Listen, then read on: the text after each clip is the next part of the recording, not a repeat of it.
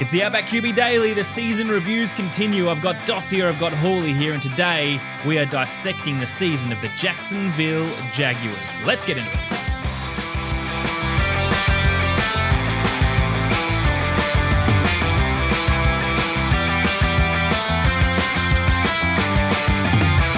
Curtis DeVoy, Chris Hall, Matt Maidman here with you on the Outback QB Daily. Good morning to you all on the Muscle Cat Media Network. Brought to you by Jericho Australia, jerichoaustralia.com. You got a beard, you want oils, you want shampoos, they're the place to go no matter where you are.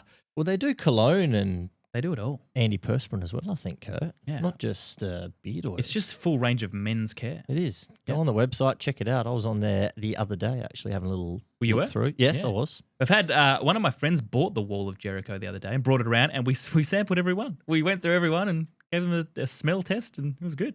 Just before you shaved your beard?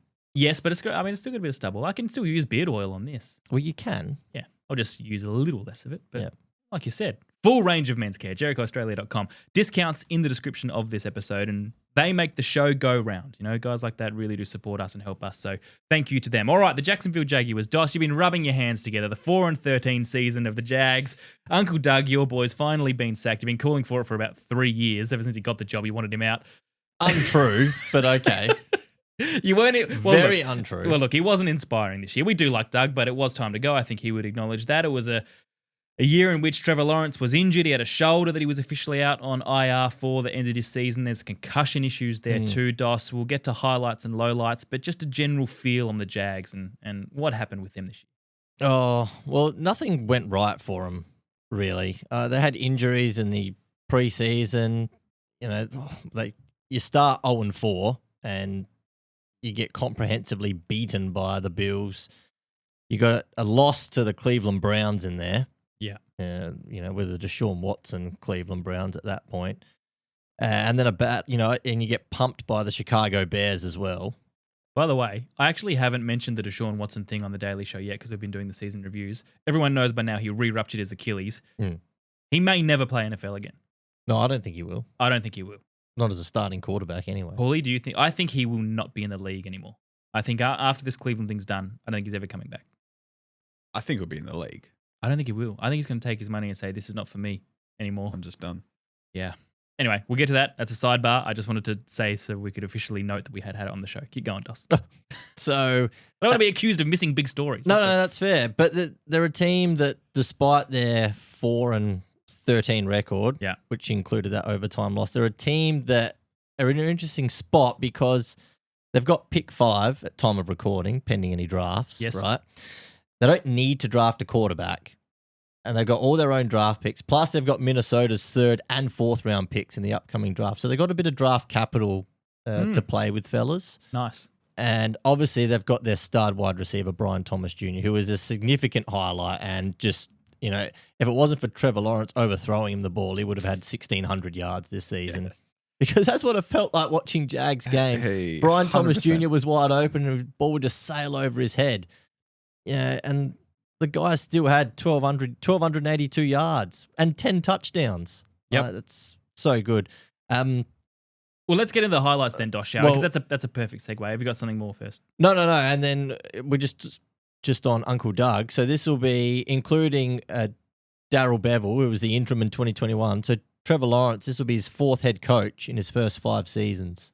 Yeah, it's extraordinary. In the NFL, right? So, you know, for as disappointing as Lawrence has been, they just have to find a way to keep him healthy. Yep. Because he's been hurt the last 2 seasons. Even when they were 8-3 in the 2023 season, before that, you know, he was banged up and we were saying that he was injured there.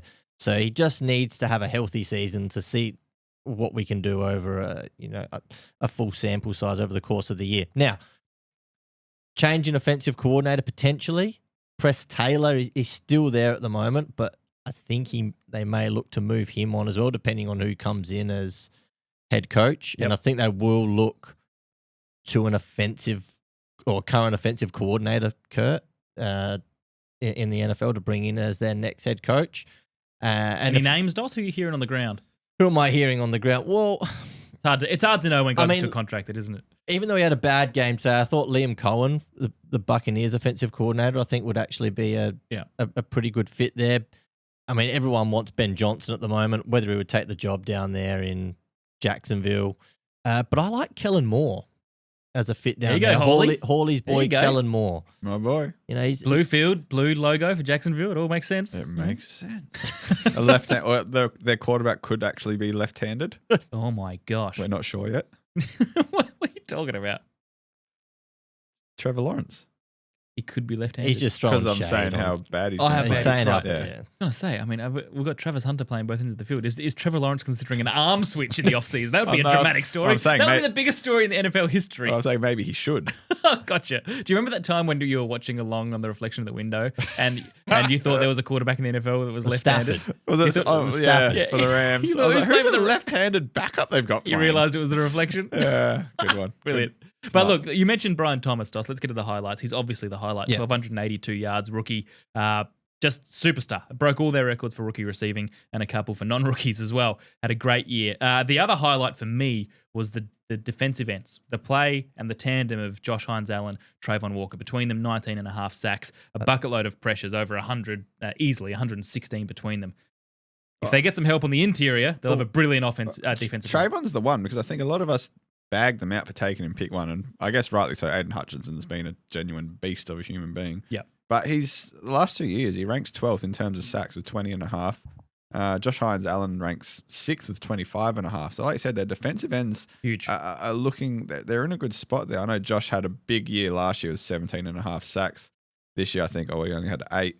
But he still had a great year outside of his sacks. too, Correct. Hines-Allen. And I think they're in a really good spot there. And to add on to Brian Thomas Jr., they do have a couple of weapons to build around. Yeah, Walker quietly broke out this year. I think you had to be watching closely to see him get some credit because it can be a bit quiet down in Jacksonville, particularly when they're 4-13. But he Well, did yeah, play they're well. buried in the 1 o'clock slot. Correct. Almost. So unless you're waking up at 4 a.m., you didn't see much of Trayvon, but we did because we wake up then. The low lights, obviously, the doubt on Lawrence, not only his performance but his injuries.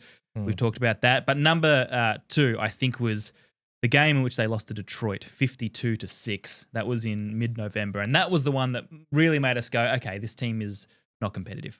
They've got nothing. They've got no spine about them at the moment, no ability to stand up and I guess protect their brand. That was the real concern for us, Doss. Yeah, that was just before the Thanksgiving bye week for them. Because the week before they lost 7-12 versus Minnesota at home. We thought, okay, they had a pretty good game. Defensively they had a pretty good game. Could they go into Detroit and be competitive? But you're right, they were absolutely smashed in that game. And they had some competitive. And the week prior to that, they went into Philly. You might recall, and they nearly won that game. Yeah. They were right in that game against the So we Eagles. thought, The maybe. Eagles made- And I think this was roughly when I said the Jags might get on a bit of a run. And then they got beaten 52-6. Yeah, and then it all went pear-shaped there, and they gave up 650 yards to the Lions on defense. Was it actually that much? Yes, it was 645 yards. That's ridiculous. Just All right. 450 through the air. Well, let's get to their MVP. On our rankings for the teams, they were 25th with votes, which sounds about right. Maybe a touch high, but Josh Hines-Allen got a bunch of those. He had 22. He ended there. Brian Thomas Jr. in his rookie year was second for them on 20, so they both had great years. Trayvon Walker, as we talked about, he was third on 12. Tank Bigsby had a couple of big games in middle stage of the year. Week 5, week 7, he went off, so he got 10 total. And then a couple of guys, Trevor Lawrence only polled twice for a total of 5 votes. Mac Jones polled twice for a total of 3 votes. So there you go. Well We're done, happy Mac with is that. back, mate. Maybe they build around Mac. I think I gave Mac Jones a couple of votes. Yeah, well, he had a good game or two in there. He was decent enough. One where Hawley wanted 5 and we gave him 1, but it's always up for debate. Then other guys that just polled once: Devin Lloyd, Monteric Brown, the cornerback, Alua Con Washington, Armstead Savage, and Andre Cisco. So a pretty grim year with a few guys who stood out. They must have been the 2 sweep games versus the Titans that they won. Yes, I in the think back so. end of Yeah, the well, those season. randoms got And votes. maybe the loss against the Colts in overtime. So we want to talk about their off-season acquisitions, Kurt? Or? Yeah, let's go there, and then I'll talk about the draft class very quickly because it won't take long. All right. Brian Thomas, round 1, obviously a hit. Outside of that, no one else really played other than Jarian Jones, the cornerback, who was taken in round 3. He actually had a pretty good year. If you look at him and you go, this guy can play. He made some plays.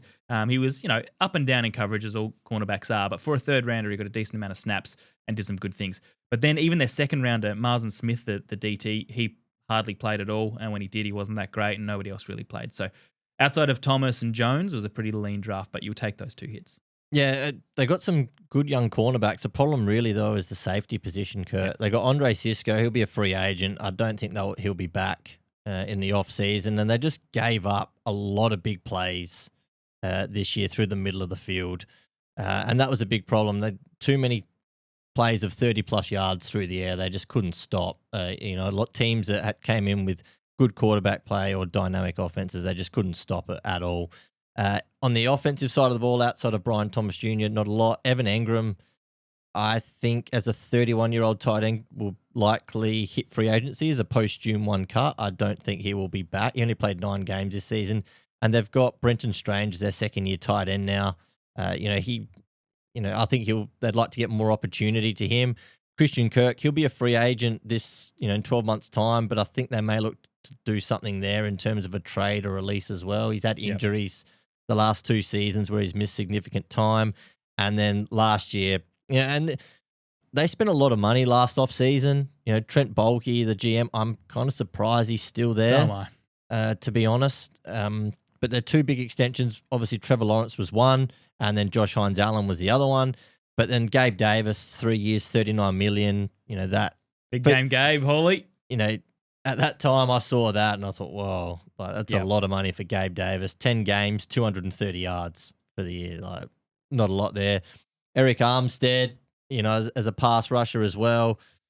Yeah, he signed a 3-year, $43.5 million contract, and he was ranked 43rd amongst edge rushers. And he was a signing that they grabbed last season off the 49ers, and many Jags fans thought that this was one of the better signings by Trent Baalke. 2 sacks, and he played every game. Yeah. And, Baalke, he was there when Eric Armstead was at San Francisco as well.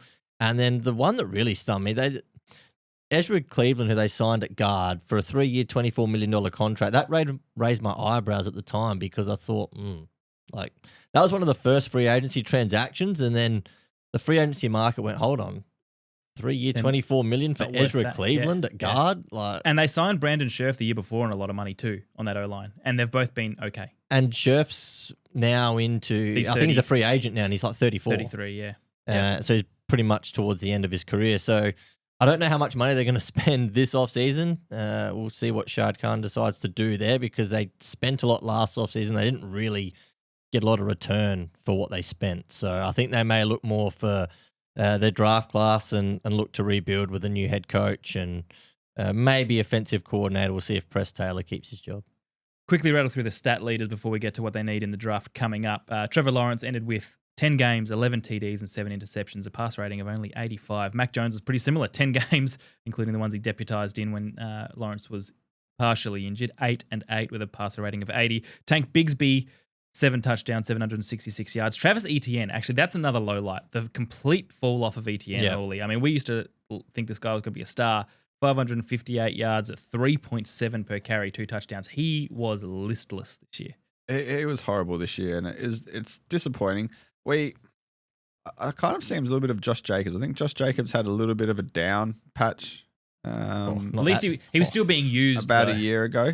He was having a lot of carries, but his yards per carry weren't crazy. I felt like that was maybe what Travis Etienne was kind of, he was on the same path, but this has gone completely backwards now. Yep. Josh Jacobs obviously had a very good season this year, and he's turning into a very good running back. Whereas with Bigsby there at Jacksonville, you could almost see Bigsby taking over. More of a 60-40, 70-30 kind of share next year. He's already there. He's already their lead back. Receivers, Brian Thomas, 1282. Brenton Strange, and 10 touchdowns as well. Brenton Strange, like you mentioned, DOS, 400 yards, a couple of touchdowns. He was their leading tight end. Parker Washington, he was their third best, and he had 390 yards and 3 TDs, so that's not much there. We mentioned the guys with the sacks. Interception leaders for the Jags, well, there's nobody that had more than 1. So we won't delve into that too much. So there we go. Let's have a look at what they need before we wrap up. Their biggest needs, I think they need to go defensive interior. That's my number 1 for them, to match the firepower of Walker and Hines-Allen, because if they land a decent player in free agency on the interior, then they've got an incredible defensive line. They need cornerbacks and safeties, DOS, in that secondary. Outside of rookie Jones, they haven't got much. And then they need a center, because one of their backups retired and Mitch Morse is 34 and didn't have a great year. So that's what I think. Anything else that they need to address there, DOS? No, they'll go. I think you're right. I think their first pick should be defensive lineman. Could be Mason Graham out of Michigan. and then I think they may look to the O-line interior for their second round pick, and then it's probably a lot of defense actually for the Jags in their first 3 rounds of this draft coming up. Yeah. All right, boys, that's the Jags. That's the 5th of the season reviews. I'm going to go through every single one, occasionally with the help of the boys. Thank you very much for listening. We'll see you all tomorrow. See you, boys. See ya. Bye, guys.